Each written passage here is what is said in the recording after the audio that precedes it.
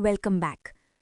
आज हम हिस्ट्री का एक ऐसा क्वेश्चन देखेंगे जो दिखने में शायद नया लगे, लेकिन असल में ये इंडियन फ्रीडम स्ट्रगल का सबसे इनफेमस कानून है। क्वेश्चन 12 में एक ऑफिशियल नाम दिया गया है, the anarchical and revolutionary crimes act 1919।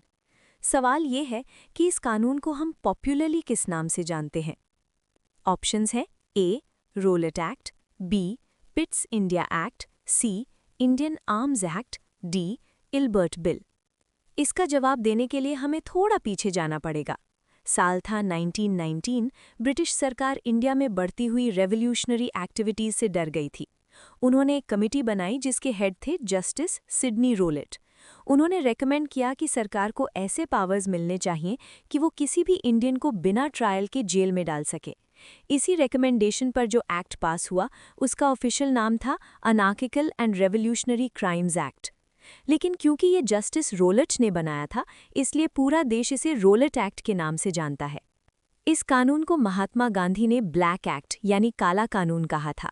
इसका फेमस स्लोगन था नो दलील, नो वकील, नो अपील। इसी के विरोध में जलियांवाला बाग में लोग इकट्ठा हुए थे, जहां वो दुखद घटना हुई। अब बाकी ऑप्शंस को देखिए, टाइमलाइन मैच ही नहीं होती। ऑप्शन बी पिट्स इंडिया एक्ट, ये तो 1784 का है, ईस्ट इंडिया कंपनी का टाइम का, बहुत पुराना है। ऑप्शन डी इल्बर्ट बिल, ये 1883 में लॉर्ड रिपन के टाइम पर आया था, जजेस की इक्वालिटी को लेकर, ये भी 1919 से मैच नहीं करता। Option C Indian arms Act, ये लॉर्ड लिटन के टाइम का है, 1878 का। तो 1919 में सिर्फ एक ही मेजर ड्रैकोनियन लॉ आया था, वो था Rowlatt Act. So the correct answer is option A. Take away, exam में कभी कभी वो एक्ट्स के निकनेम की जगह उनका ऑफिशियल नाम दे देते हैं ताकि आप कंफ्यूज हो जाएं। पर अगर आपको ईयर 1919 याद है तो आप कभी गलत नहीं होंगे। पढ़ते रहिए और हिस्ट्री को रटने की बजाय उसकी कहानी को समझिए। जय हिंद। मिलते हैं अगले वीडियो में। जय हिंद।